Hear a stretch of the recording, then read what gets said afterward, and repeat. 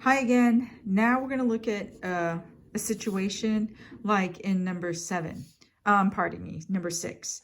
Okay, so these two functions, as you see here, can be done in terms of y equals. I mean, you can isolate y by itself, and obviously y is already isolated here, so we can do it that way. So there's two ways to do this. But since it's so easy to get x alone, and I can get x alone over here by saying, well, x equals y plus 1, right? And here I have, you know, x equals that. So now that I have them both as like an x equals situation, I can set them equal to each other. So that's 1/2 y squared minus 3 equals y plus 1. And so I have a situation where it's a quadratic equation because I have a quadratic and then a linear in here. So you're going to have to get it equal to 0 and ultimately factor. So that's 1/2 y squared minus y minus 4 equals 0. I don't want to factor with 1/2 right here in the front. So I will just multiply everything by 2, making that y squared minus 2y minus 8 equals 0, and factor away. So there we go, y. And this is what, negative 4, positive, that's it, ouch, my finger, but it's a positive 2. So y is equal to 4, y is equal to negative 2. Okay, so in case any of you guys are wondering why I'm doing it this way, I will show you if you got y by itself. I just need to do it one way, and then I can show you the other. So you can look at this and be like, wow, this pretty much feels like it's going to be just from negative 2 to 4. And it is. Let's get a visual on what's happening here. So the cool thing is our calculator allows us to do that. Oops, you're not supposed to see that yet. So you're supposed to go to your apps, and you can go into function. You can't make it x equals. But if you go into advanced graphing, and you put it in, and you can see I already put it in there for us, right? But just remember, when you're in advanced graphing, you have to write a full equation. Like, there is no y equals already done for you as it is over here. Here it's f of x equals, and I put them in here as well so you can see. So let's see, let me go back to my apps, go back to advanced graphing. Okay, so here you have to write x equals, and here you write x equals. Technically, you didn't have to isolate, but it's a good habit. Okay, so now when you plot that in here, now this allows you to, allows it to graph functions where it's in terms of y like this. And you can see the two graphs there, right? That looks very nice. And there, these intersection here, this here is, what did we get? We got negative 2 and 4, right? Well, this here is y is negative 2.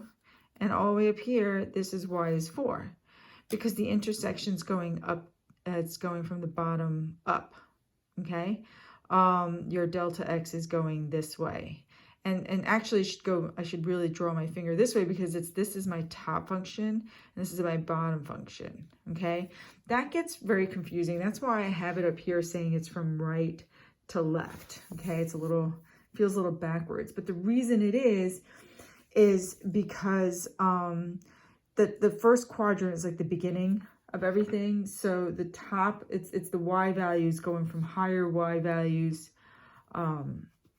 from like the lower y values to the higher y values. So these values would be considered on top. This would be like, if you think of x as your output, your x would, these were the higher x values, and this below here would be the lower x values.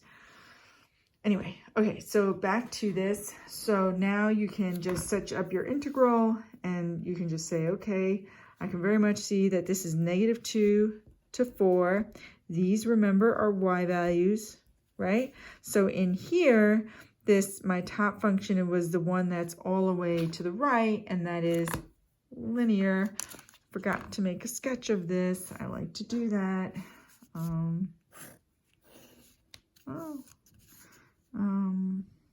Okay.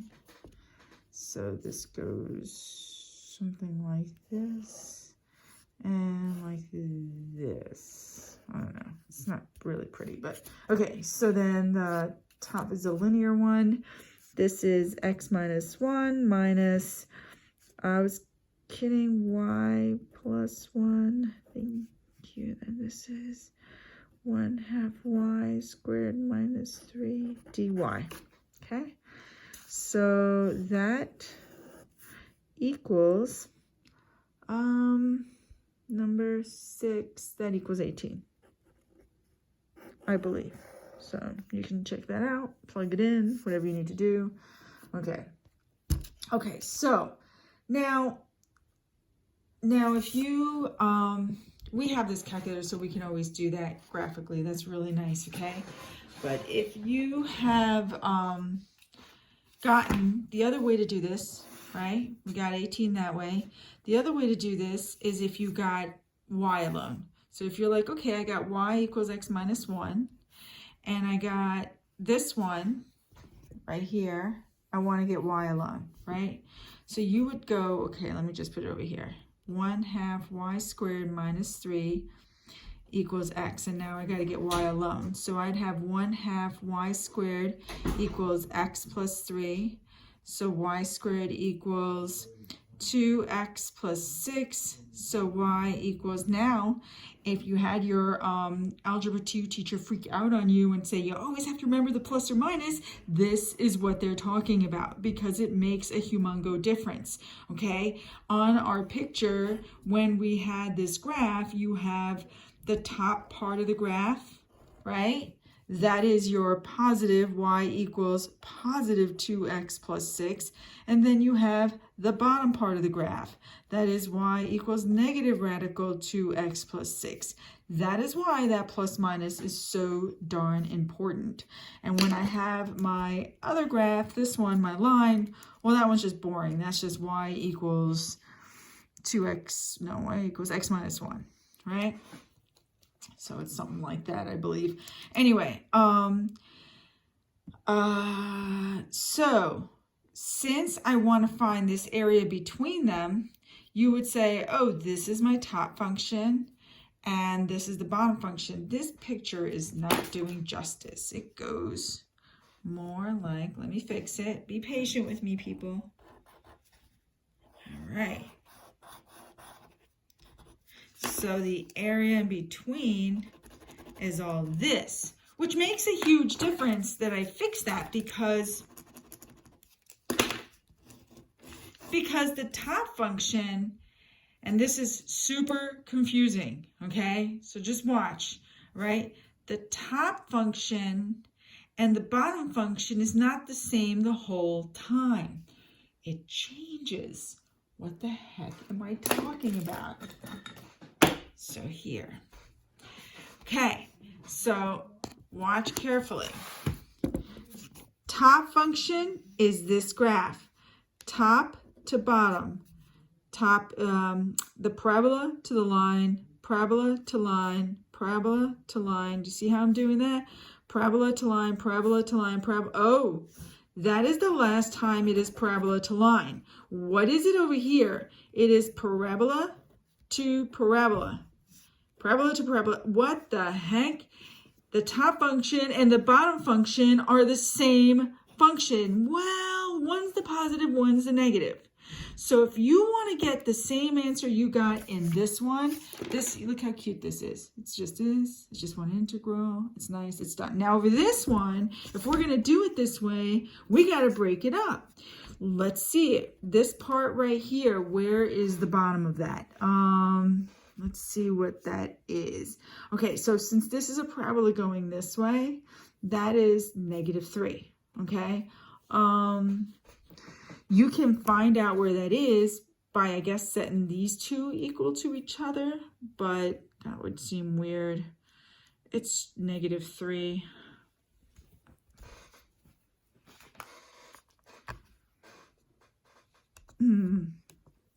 I mean, the way I know it's -3 is I know parabolas. This is a shift, where'd it go? We got y equals, oh, here we go. So if I figure out, well, I'm looking at it this way.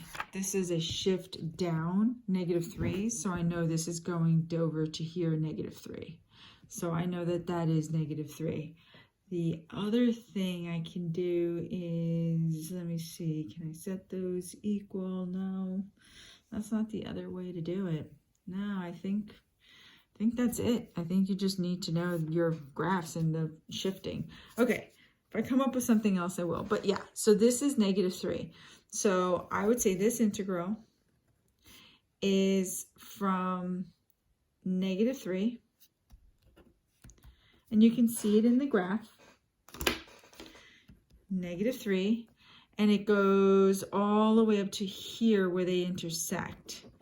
Okay, so if you find where those two intersect, okay, that would be, I'm going to do the intersection here. I'm sorry, I had written that already. So I got to go intersection. So that is the bottom one, negative square root 2x, negative square root 2x plus 6 equals, and then that's this bottom part, and then the line, which is x minus 1. Yeah. Okay, square both of them. So it's 2x plus 6 equals x squared minus 2x plus 1. So move everything that way. So 0 equals x squared minus 4x minus 5. And then x minus 5. Oops, sorry. You realize you can't see. So this minus 5x plus 1. So x equals 5. X equals -1. Oops. So this must be -1, and all the way over here must be 5. And that must be -1. So this is -3 to -1, right? And this is the top function is the square root of 2x plus 6 minus the negative of 2x plus 6. Yes, that ends up being a plus. And then this is dx. And now we got to do the other part, which is, again, 2x plus 6 minus, but this time the bottom function is x minus 1. Of course, that's in parentheses, dx. And this is going from -1 to 5. Yeah, you do all this, work it out. This can be twice if you get, you get really quick about it. You're like, well, that's -3, -1. And since this is, the same thing, this is just 2 square root 2x plus 6, because it becomes a plus, and plus the square root of -1 over to 5, 2x plus 6 minus x minus 1 dx, and you're going to get 18. Frustrating thing, I mean, this is a whole lot more work. It is more familiar to you to get y alone, but wow, isn't this so much better? So that would be the choice. If I don't have to do square root, and I can avoid that, and I can just get x by itself and then solve in terms of y, I go for it. So that's that one.